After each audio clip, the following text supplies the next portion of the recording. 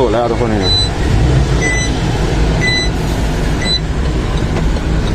เกี่ยวว่าใส่ล็อกหรือล็อก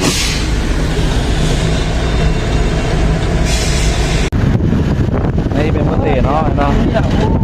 โปรตีน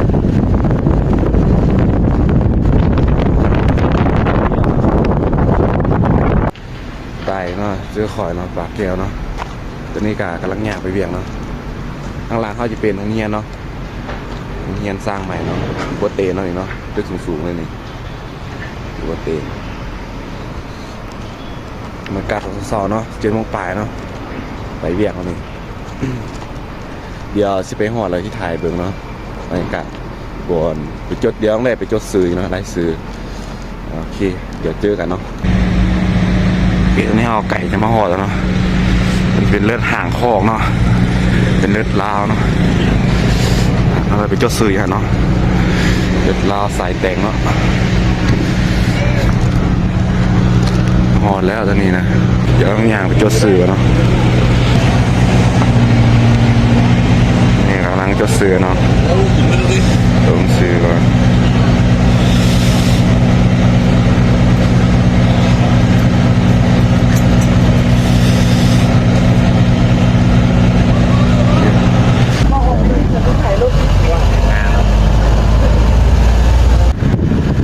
นี่เป็นโปรตีนเนาะ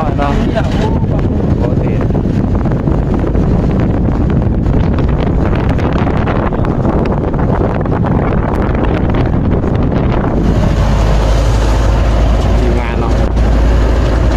เขาก็มาหอยเลยตรงนี้เนาะ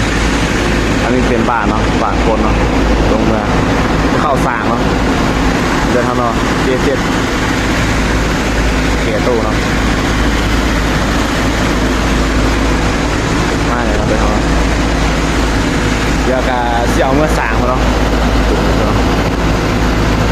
นี่สร้างให้มุกเปิดเถอะเนาะเดี๋ยวถ้าสร้างเขาเปิดก่อนเนาะเดี๋ยวเข้านะเดี๋ยวจะให้เบิ่งภายในเลยเนาะ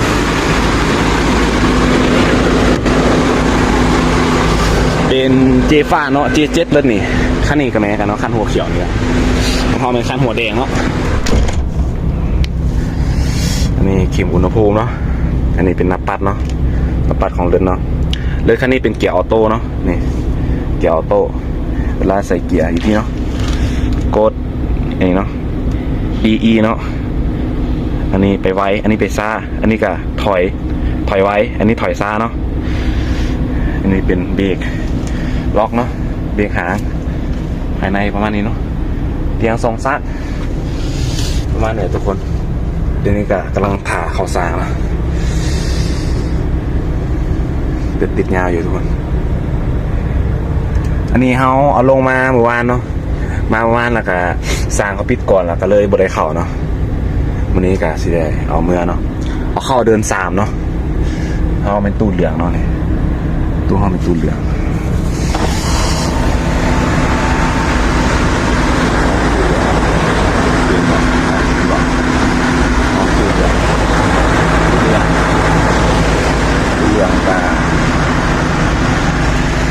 ได้เข้าเนาะเข้าเดิน3เนาะถ้าเป็นตู้ขาวตู้เขียวจะได้เข้าเดิน4เนาะอันนี้กะบนแน่ใจนะเพราะห่างกันมาใหม่นะเอากะเป็นซูเฟอร์ใหม่เนาะห่างคัดครับนี่กะเบิ้งแล้วกันเนาะเนี่ยเลือดออกตัวแล้วไปละนี่คันหัวเขียวไปแล้วJ7นะโคตรงามเลยไปแล้วตู้ขาวเนาะ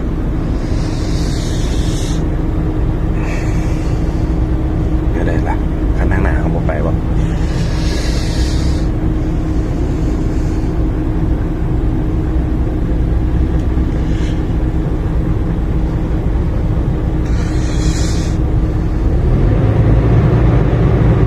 เรียงลงมาเนาะเรียงลงก่อนลงมาอยู่ที่6 โลเนาะขึ้น9 โลละโอเคตอนนี้พอละไปเร็วน่าจะแปลงนี้นะทุกคนเดี๋ยวสิถ่ายตอนไปหอดสางเนาะเพราะว่าติดสางไปเนาะสางขับมือเดียวเนาะมือหนึ่งจับมือถือบทนัดนะทุกคนเนาะเดี๋ยวคอยไปตัวนี้เลือดกาติดลายเนาะเลือดยาวอยู่ยาวเหยียดอยู่ติดลายอยู่ อันนี้จะเป็นเดินสามเนาะทุกคนเนาะส่วนอันนี้จะเป็นเดินสี่เนาะเราจะลงเดินสามจะลงไปเนาะลงมาเนี่ยแล้วก็โค้งบนขวาเนาะแล้วเขายกให้เขาเนาะก็ถอยเอาเมื่อกี้เขาได้ถอยหลังนะเมื่อกี้เนาะในถอยหลังคือเนาะว่าคันข้างหน้าเขาไปเนาะเป็นรถลากเนาะรถลากนะครับเขาไปต่อกลเขาเนาะมีรถตู้ข้างหน้าแต่บุมีโซเฟอร์เนาะโซเฟอร์ยังว่ามาเถอะแล้วก็เขาต่อกลของเราเนี่ยแล้วครับวันนี้เล่นขวาเข้าไปแล้วเขาก็ไปสร้างไปเลยเขาจะจำเป็นในถอยตรงนี้เนาะในถอยแล้วก็มาเบื้องนี้เนาะมาเบื้องขวานี่ตรงนี้เขาได้มาเพียงละเดี๋ยวทีนี้เลือดต้องติดอยู่ก็ต้องได้ทาเนาะเดี๋ยวเขามาสร้างกันเดี๋ยวเขาสร้างมาชิไทยเบื้องเทนึงเนาะอันนี้เขากำลังเข่าสร้างเนาะเขาอยู่ครับมือหนึ่งดูเนาะเดี๋ยวเขาเกะองุ่นน้อยค่อยเมื่อเนาะขับไปเมื่อไหร่เนาะขอสามแล้วอันนี้จะเป็นเดือนสามเนาะ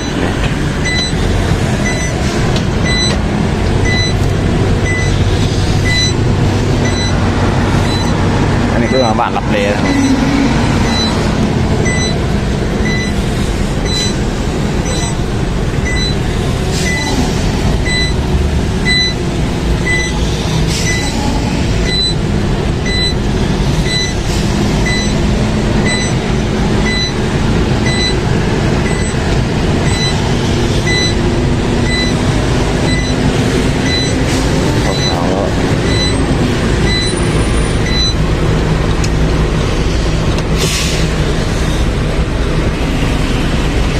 ติดเนาะข้างหน้าเนาะ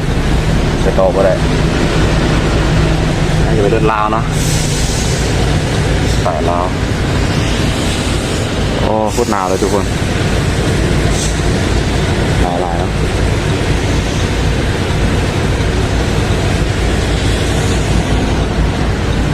เอามือสั่นเลยทุกคนจับมือถือมือสั่นเลยความหนาว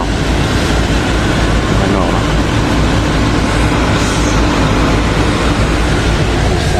นั่งข้าวอยู่ก่อนรถติดเนาะโอเคไปแล้ว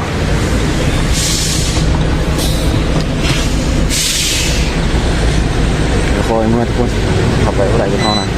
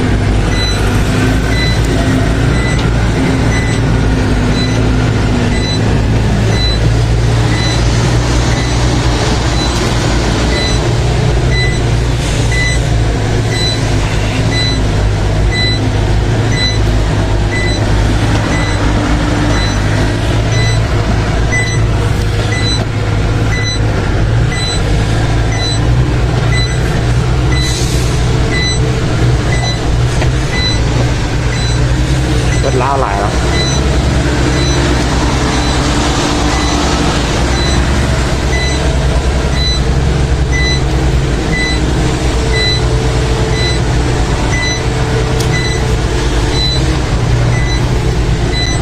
นี่หอบเป็นยกตู้แล้วทุกคนเนี่ยเกี่ยวว่าใส่ล็อกหรือล็อก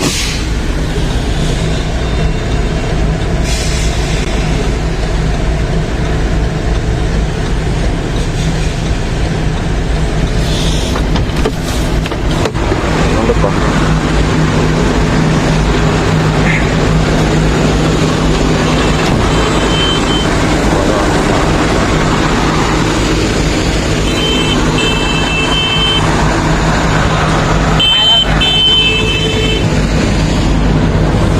นี่พอเป็นยกตู้เนาะยกตู้ละที่หายเขาเมื่อเนาะไอ้สปริงของเขาเมื่อเอง พอแล้วเอาสร้างเดินตามเลย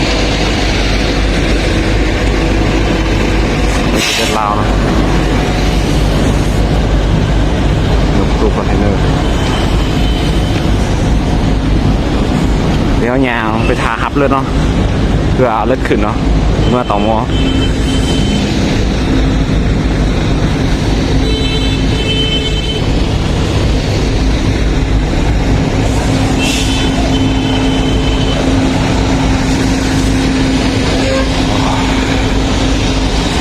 เป็นเลือดลาวสาแล้ว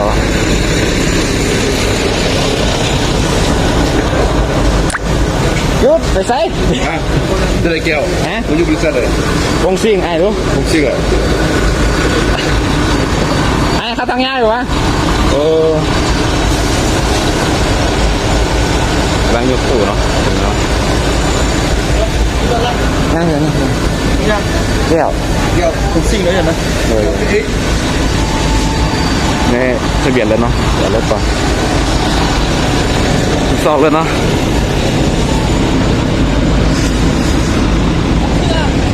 เอาซิ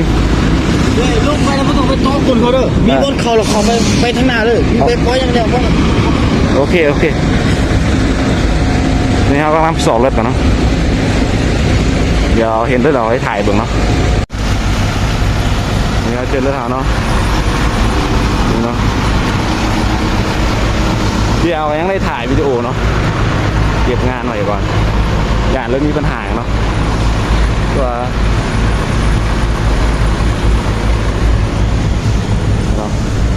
ยาวงามเลยเอาอีสานขึ้นเมื่อเนาะขึ้นเมื่อต่อมอตอนนี้ห้าวก็หอดเนาะสร้างเดือนหนึ่งเนาะเดือนตัดซิ่งเนาะจะเอาเลิศขึ้นเมื่อต่อมอเนาะตอนนี้ยังต่อแถวเนาะคันนี้ก็เป็นเจฟ้าเนาะเจ7เกียร์ออโต้คือขั้นเมื่อกี้ตอนเขาเอาลงมาเนาะเขาสร้างแล้วเขายกตู้ออกแล้วตอนนี้ก็ได้ขั้นใหม่เนาะขั้นนี้เป็นขั้นสีเทาเนาะเมื่อกี้เขาได้ขั้นสีแดงแล้วลงมาเนาะนี่ได้โตกลกันก่อนเนาะว่าเลือดติดลายเนาะขึ้นตัดซิงติดต่างออกไปเนาะนี่การขาเลิกอยู่เดี๋ยวได้เมื่ออากาศที่ถ่ายเบิ่งเนาะตอนนี้ยังอยู่บนนี้เนาะโอเคตอนนี้เลิกการกำลังไปเนาะกำลังไปแล้วตอนนี้นะ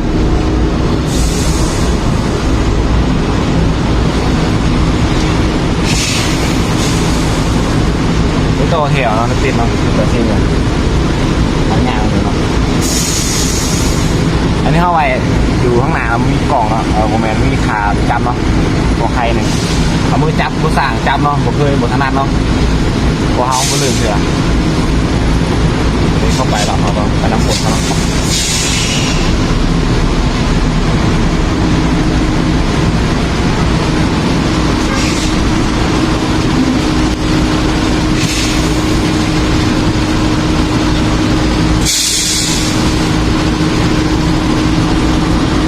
ติดหลายเนาะ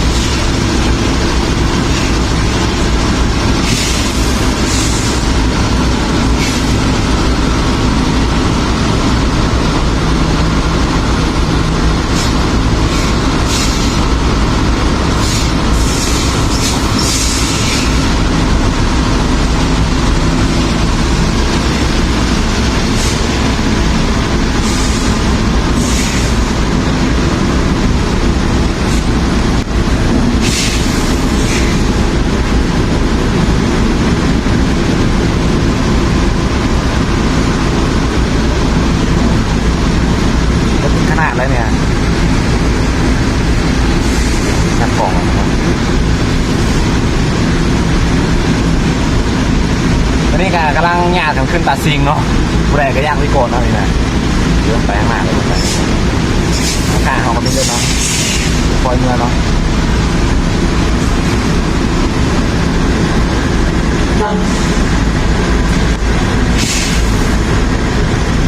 ขนาดเลย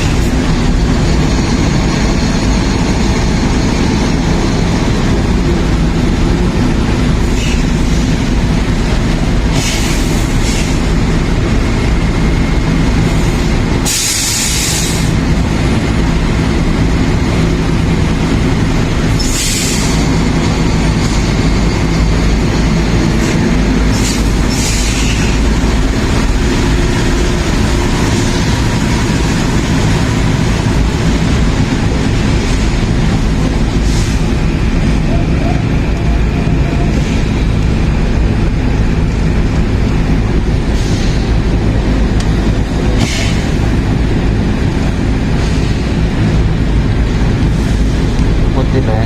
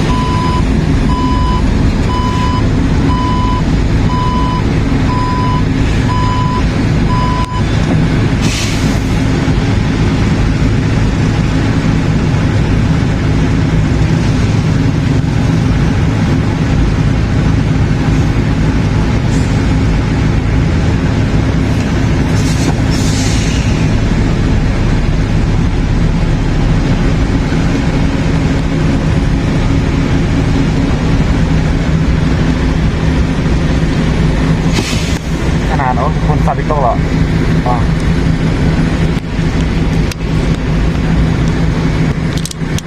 ตากล้องค่อยดีทุกคนเนาะไปแล้วดูยาวๆเลยทุกคนมาคิดหน่อยเนาะว่าที่ถ่ายเมื่อที่แบบนี้เลยโตคนยาวๆมาเนาะเอาค่อยเมื่อให้แหละ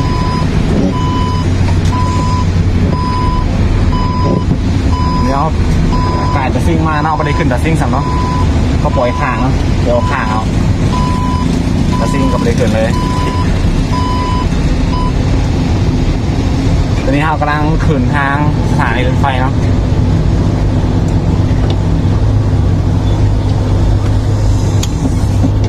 ข้างหน้าเป็นรถจีนเนาะอันนี้เป็นรถจีนเป็นรถหัวยาวเนาะจะคล้ายกับรถเบียดเนาะข้างหน้านี่ข้างหน้าเขานี่แล้วกลางขนาดอีกคันนึงแมนรถ10 ล้อเนาะแกทานโอ้ทุกคนรู้ไหมโทรเนี่ยเอามาติจีนี่โทรนี่นะตอนนี้เขาขึ้นดอยแล้วขึ้นดอยเนาะขึ้นทางสถานีรถไฟไป ไว้บ่ได้เนาะเพราะว่ารถติดสปีดกันเลยทุกคนนี่นะสปีดกันเส้นทางก็จะเป็นเส้นทางดินแดงเนาะมันจะคักๆหน่อยหนึ่งเนาะมันจะสั่นๆหน่อยหนึ่งเนาะกว่าโมเมนต์ทางแบบ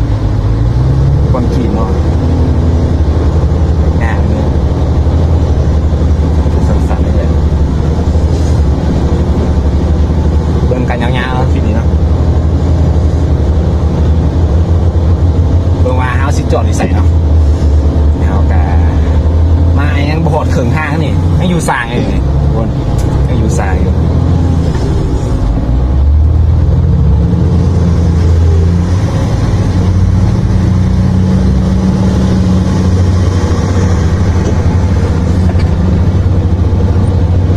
รถลายเนาะ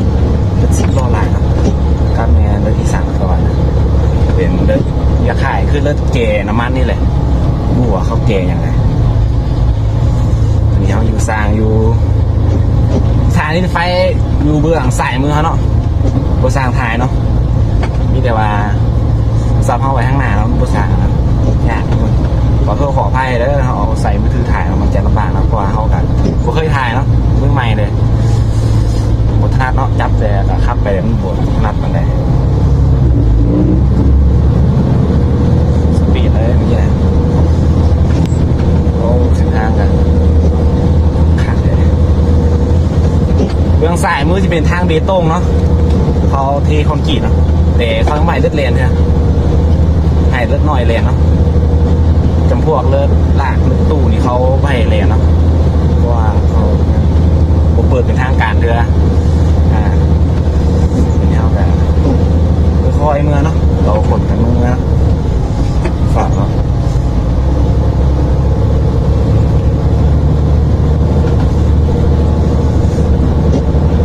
คลิปนี้ยาวๆเลยทุกคนคลิปนี้นะได้เล็ดพิซซ่าขึ้นมาแบบบัวชิฮอดบัตคิวบอหรือว่าชิฮอดใส่เนาะต้องไปเบิ่งกันเนาะว่าชิจอดใส่นี่นะเลิศเมื่อวานนี้เจนี้เป็นเลิศเมื่อวานเนาะเขาปิดสางก่อนแล้วก็เลยบริเข้าแล้วก็จอดไว้อยู่ทางสางเนาะเช้านี่ได้เขาแล้วก็สลอดได้เลิศคันนี้มาเลยไว้ได้มื้อนี้นะทุกเถื่อกะโซมือจึงได้คันหนึ่งเลยคอยครับนี่แต่วันนี้พอใครนึงไปเลิศขึ้นมาแหละตอนเช้านี่เลยการดีเลยเนาะ การดีเลยเกียร์ออโต้คันนี้ครับอยากสบายหนึ่งเลยทุกคนว่าเขาเตะแต่เบรกเนาะใส่เลขแล้วก็เล็งไปอย่างเดียวเลยง่ายสบายเนาะไม่ได้ตูนแซงเราบอกเราแซงเขากับเปิดไฟขอทางแล้วว่าแซงเขากับแซงไปทำมาเลยไปแซงเดิมเป็นหางโค้งเนาะเกซีเมนต์เป็นเป็นวันเป็นอย่างอ๋อซันนี่เนาะทุกคนซันนี่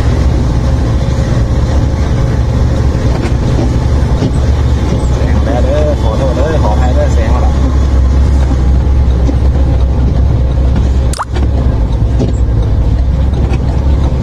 คลิปนี้ยาวๆเลยคลิปนี้นะ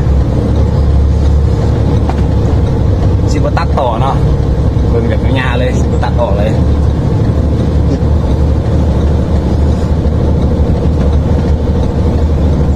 ฝุ่นความหลายทุกคนเขาโคตรนานนะ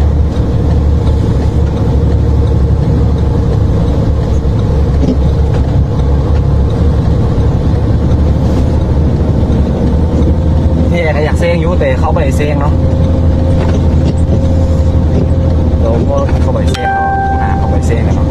ครับคนกันครับต้องกันเราต้องเซ็งกันเนาะค่อยเมื่อกันเนาะเดี๋ยวบริษัทเดียวจะเซ็งกันกับบุคคลเป็นการคือเลยทุกคนคอยเงาเนาะ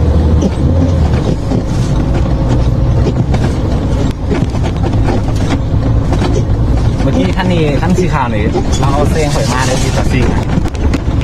ตอนนี้คอยเซ็งเราขึ้นมากวันลิ้นทุกคนพี่อะมันเซ็งนะวันนี้ก็คือ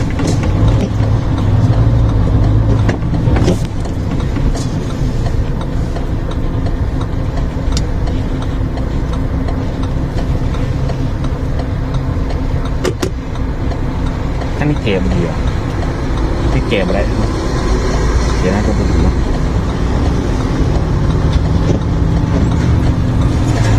นี่ขึ้นมาเมื่อกี้รถตู้เป็นงูเนาะ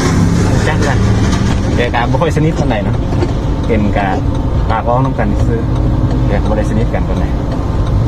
เดินทางมาแล้วคันข้างหน้าอาจจะแซงว่าอันนี้นะว่าแมนบริษัทเท่าเด้เนาะ มีแต่ว่าอยากเซงอยากเซง ใจจริงกะอยากเซงนะแต่กะโอกาสเซงนะเก็บดึงก่อนคือกะเซงข่อยเซงเลยว่ากันเลย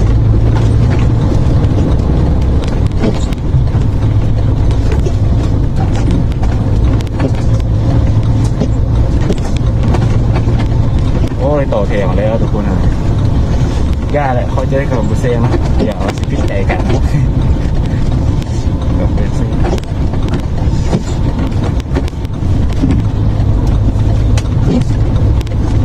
ตอนนี้ห้ามาหอดเดินบัตรคิวแล้วทุกคนเราเดินบัตรคิวแล้ว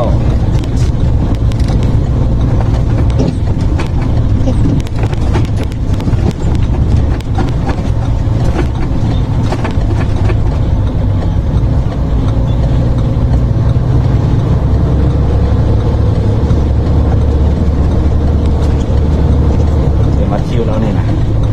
บอลหมอบเอกสารเลยเนาะแค่นี้ก็พี่กายเขามีระบาดโควิดเนาะราคา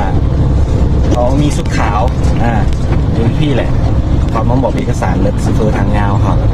บอกให้ซูเปอร์สุดขาวเมื่อจีนเนาะไปหมอบให้คุณจีนทำเมื่อราคาภาพเลือดจีนออกมาเนาะเบียดกับมีประมาณนี้เนาะมีหลายบริษัทอยู่เลยมี4 บริษัทบอกน่าจะแมนเดี๋ยวไปคิดก่อนเนาะมี ICD มีซิง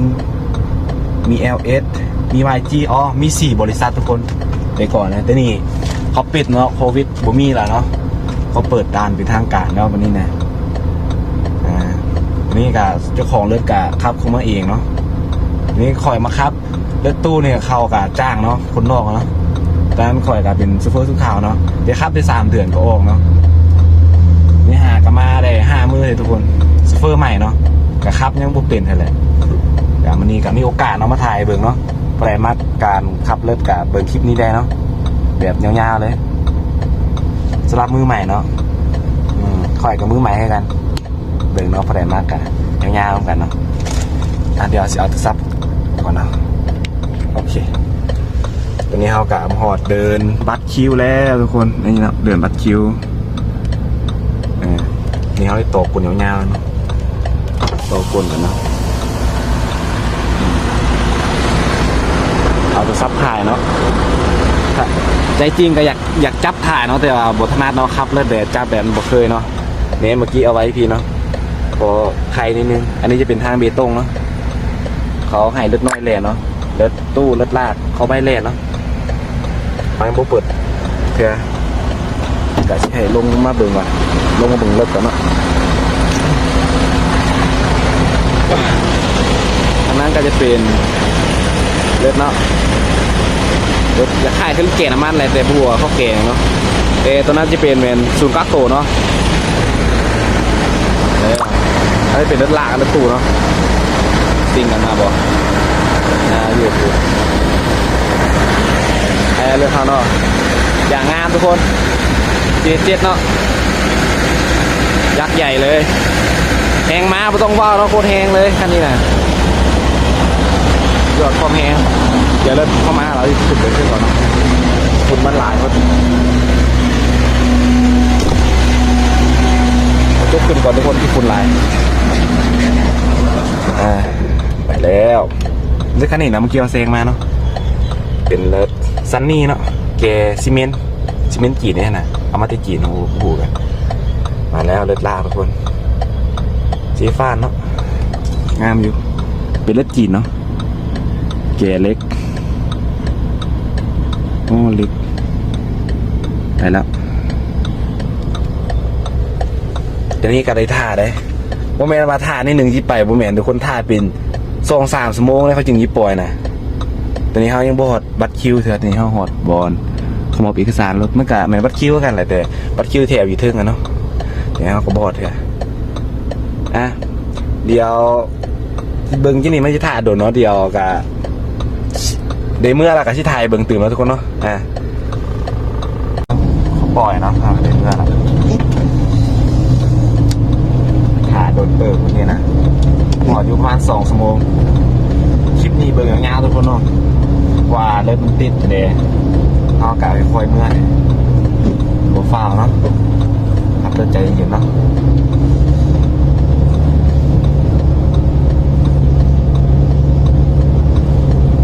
นี่เอาหอต่อหน้าหมอกเอกสารเนาะสายมือนี่คอยเมื่อยโปรไฟล์หน้าถ้าเขาให้เรียนทางบีต้งในสบายเลยทุกคนแต่ก็บ่แน่ใจเนาะเขาใช้เรียนหรือไม่เรียนเนาะบางที่เขาก็อาจจะอยู่บ่ฮอดมือนั่นนะบางที่เขาก็อาจจะออกก่อนละเอากับบูกันเนาะค่อยๆเมื่อในยืนขับเลยเอามาส่งเงินเนาะบ่แมนมาใส่หนี้เนาะเกิดได้เห็นมาเลยที่มันได้เลยเลิกไงเนี่ยคันหนึ่งกับมูลค่า600-700เนี่ยหาเงินใส่มาใส่เนาะทำเกินมาเนาะโอ้ยเนาะเอากะบูกันว่าเอาสิเกิดได้เห็นอะไรเนาะทางนี้ซื้อให้เอามีสติเนาะครับเดินเนาะต้องฟ้าว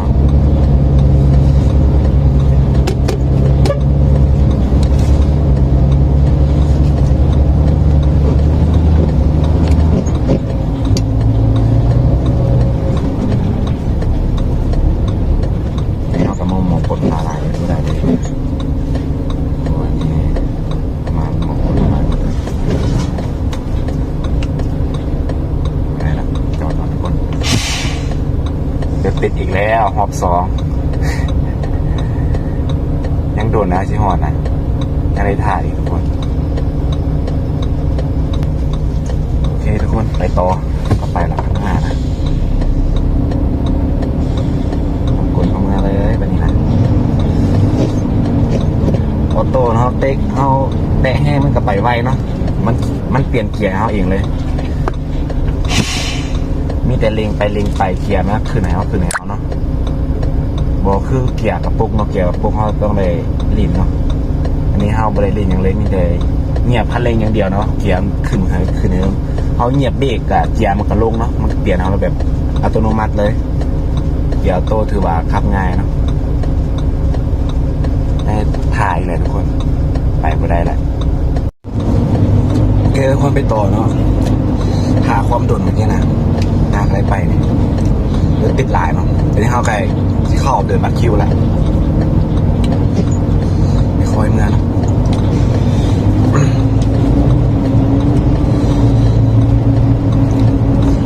ใจเย็นทุกคน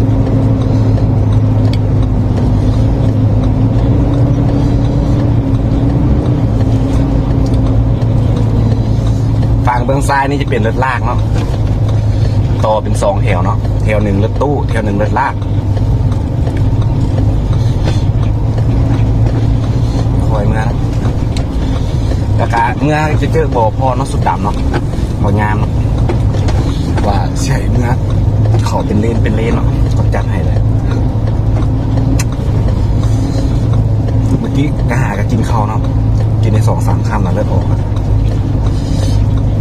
เลยเมื่อนะกินข้าวผมมีน้ำทุกคนเนี่ยเริ่มขังคอแล้วตอนเช้าก็ได้เอาน้ำมาแต่ว่ามีหมูเนาะเขากินข้าวแล้วก็ได้กินน้ำนะก็ทำซื้อตอนเขาเช้าเขาไม่ได้กินข้าวเขามีน้ำแต่เขาก็ขายให้เราซะ5,000ปล่อยซื้อเอาถ่ายกับท่านซื้อเดี๋ยวอีสอบก่อนมีน้ำกินก่อนในพวกนี้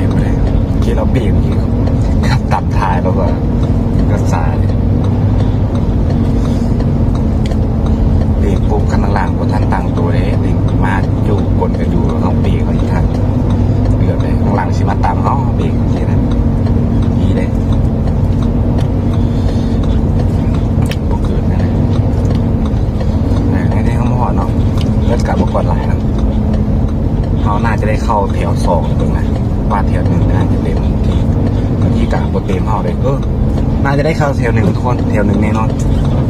แถวหนึ่งได้เข้าแถวหนึ่งแน่นอนเขาน่าจะไปต่อที่2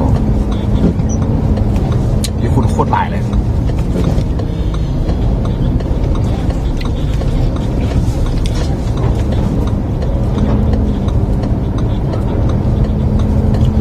ข้างหน้าเป็นคนจีนครับเนาะบนเป็นคนลาว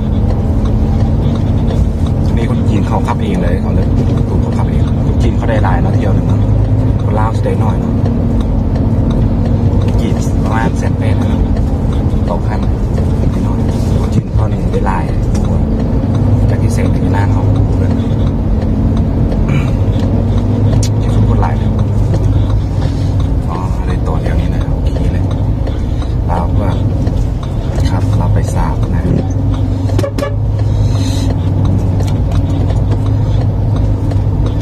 ไปสาได้ถาว่าเป็นกัน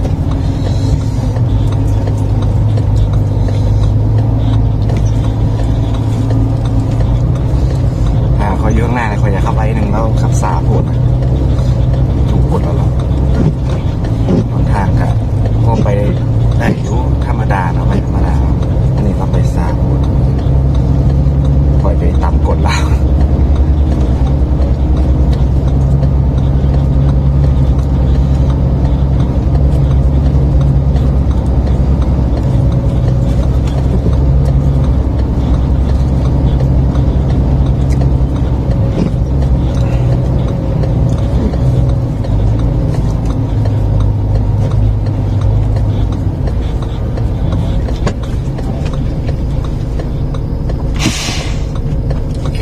จอดไปแหละในท่าเนาะเดี๋ยวประมาณตอนแรงเลยสิเลยขึ้นเมื่อนะเดี๋ยวให้ถ่ายเบิ่งเนาะโอเคทุกคนเขาข้ามมาพี่เนาะเมื่อกี้เขาไปถ่ายเนาะเอามาต่อพี่เลยเมื่อกี้ฮะนาเลิศนาเขาปล่อยเป็นแถวเนาะเขาปล่อยแบบมันยุ่งไม่ยากเลยเนาะก็เลยแซงกันมาเนาะเราไปแซงกันมาในคลิปนี้ก็ยังไม่ได้มาเนาะเลยไม่ได้ถ่ายอะไรเมื่อกี้นะนี่ละค่อยๆเมื่อเอา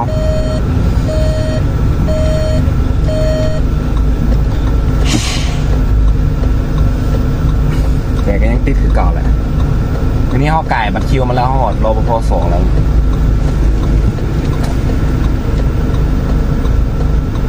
จะลิ้นขวา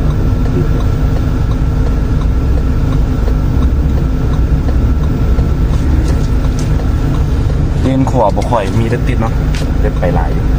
เลนซ้ายเล่นติดฝั่งเขาเนี่ย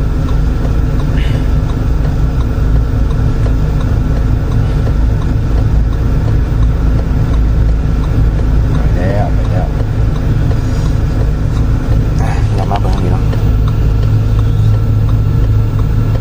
เพื่อเขาบ่ปล่อยนะ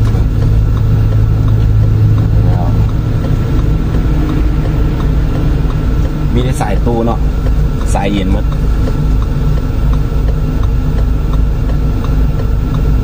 นายคันหนึ่งแล้วตรงฟงสลายนี่ตรงฟงหลายเนาะนิยมใส่หลายแหงมานี่560 600มีแต่แหงมาใหญ่ๆเนาะซีแท็กบอเนี่ยสันลงบ่ค่อยมีเนาะเทฟานมีหลายเนาะคุณได้มีหลายนะทีนี้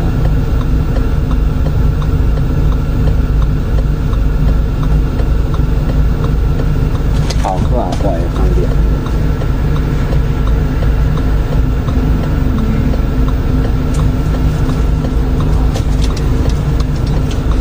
เขาปล่อยฝั่งนี้นะฝั่งขวานะฝั่งเขานี่คือบุกปล่อยแล้ว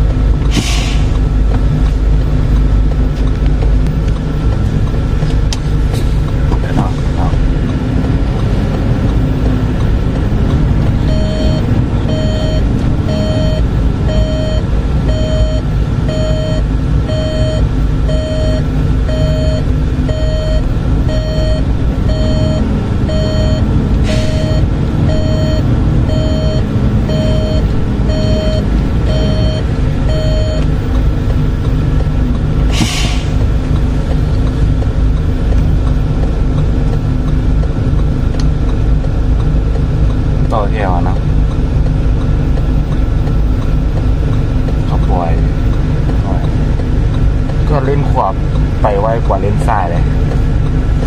เลนขวาซิเมอร์เราเลนซ้ายป่วยหน่อย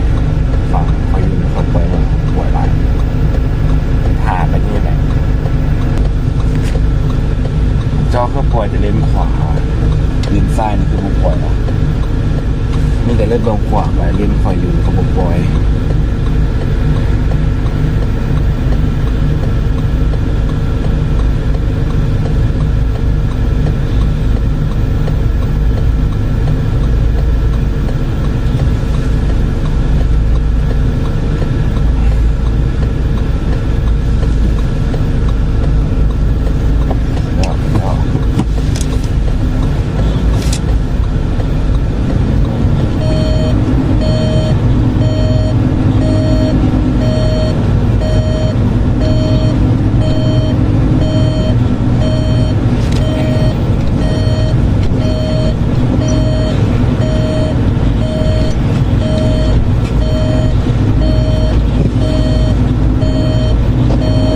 แบบนี้พ่อใครมาปล่อยงาไปเนี่ยเมื่อกี้ปล่อยแต่เลนขวาเลนซ้ายนี่กูปล่อยเลย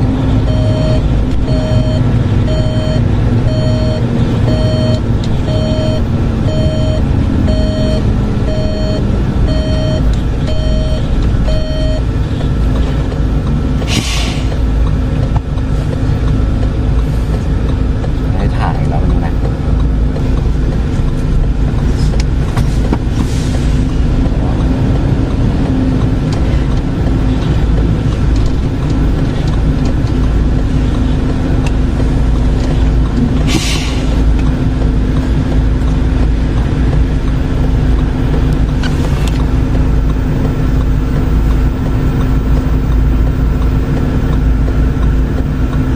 ไปยึดถึงนอนทุกคนไปแล้วไปนี่นะ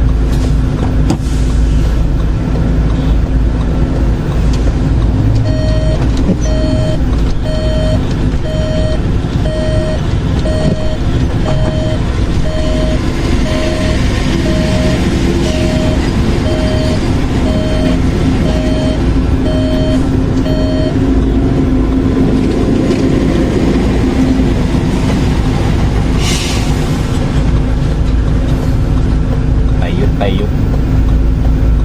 ติดหลายเนาะ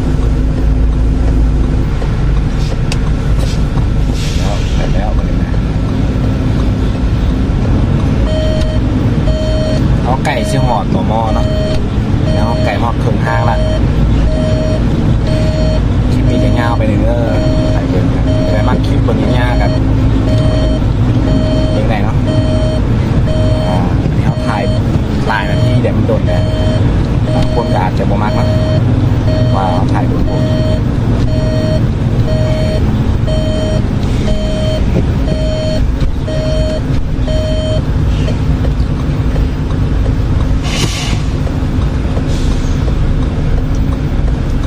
เขาเคลื่อนไปที่ขวาเดินเท้าในลูกป่วย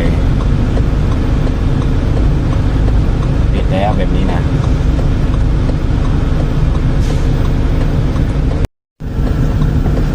แล้ววันนี้นะ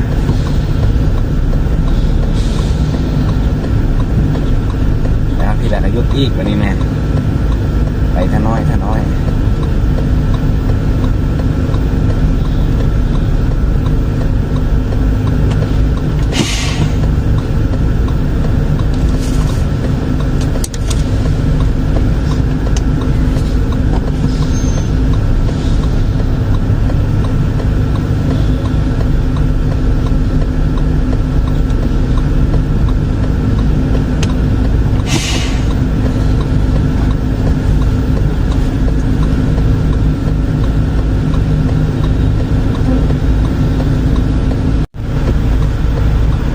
แล้วตอนนี้นะ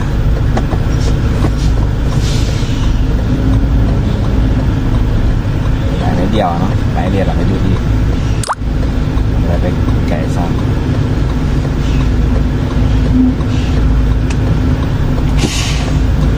จอดถ่ายแล้วแบบนี้นะ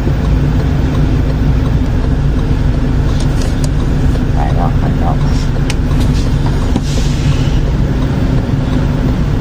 นี่สิได้เข้าเพราะว่าจีน่าจะบ่ได้เข้าเนาะเพราะว่าแรงละ4 โมงละ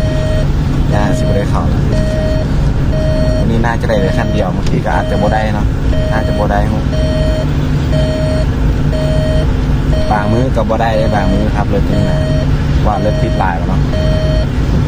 บางทีก็2 มือจึงได้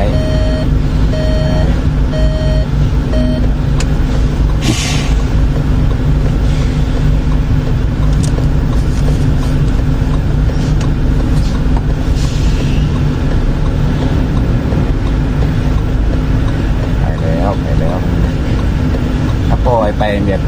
ซ่าๆก็อย่าแต่มันไปพอใครมันไปแบบจอดอยู่นะนี่ก็เป็นเวลา5 โมง5 โมงแรงแหละงานบ่ได้จะคันเลยเนี่ยขอให้ได้คันเดียวดีใจแล้วเนาะนึงให้ได้คันเดียวค่อยดีใจได้เข้าจริงอย่าไปได้เข้านะ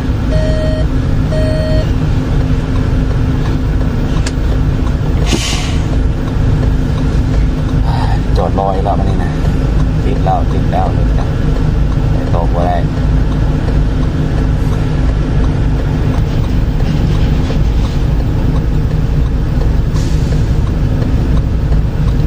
ไปบอกหรือบอกไปโอ้ยถ้าผมดุดกุดติดเลยถ้าผมไปง่ายเดี๋ยวเนาะส่งนะไปทางน้อยไปแล้วบอก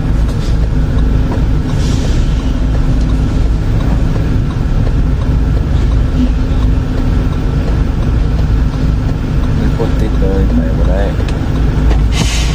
รอถ่ายแล้วโอ้ยเมื่อยได้รอนี่นะ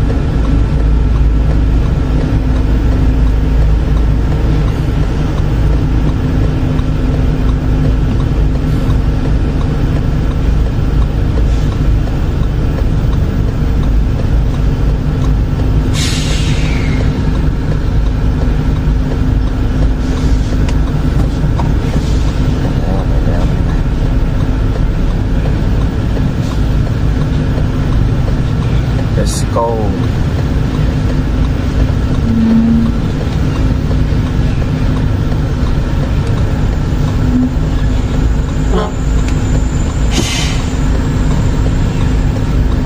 รอถ่ายแล้ว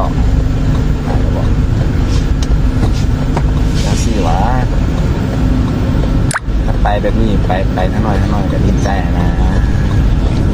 มันก็แรงแหละ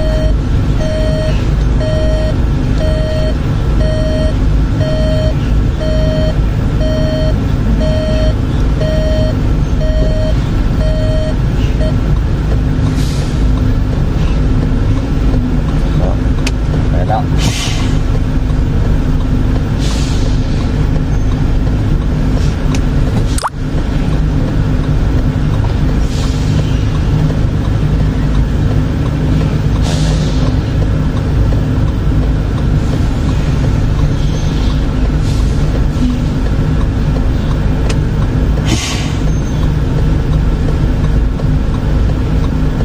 เร่งลงกันนะ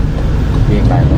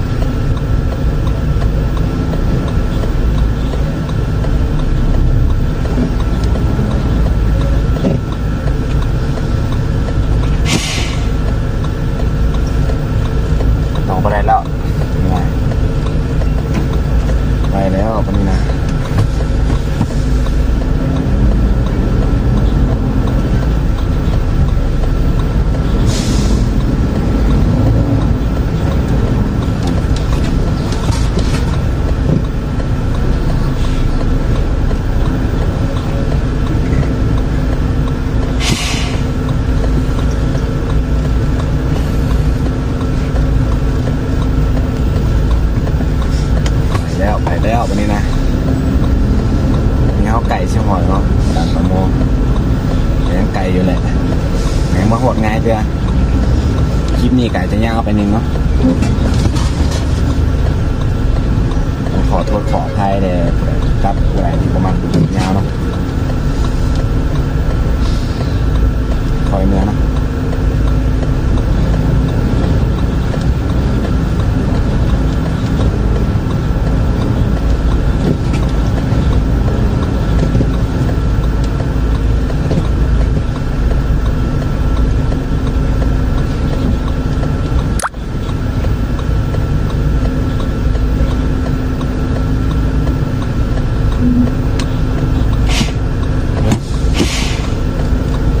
กดล็อก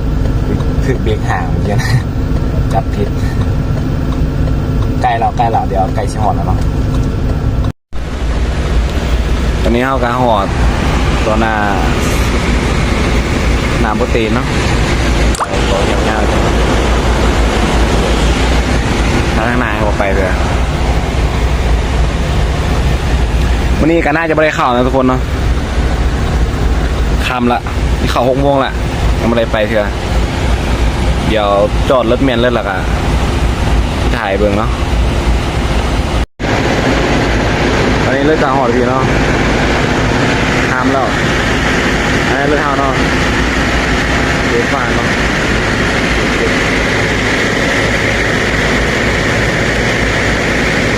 เร่งแล้วนี่จะเป็นโต๊ะก็เต็มเนาะ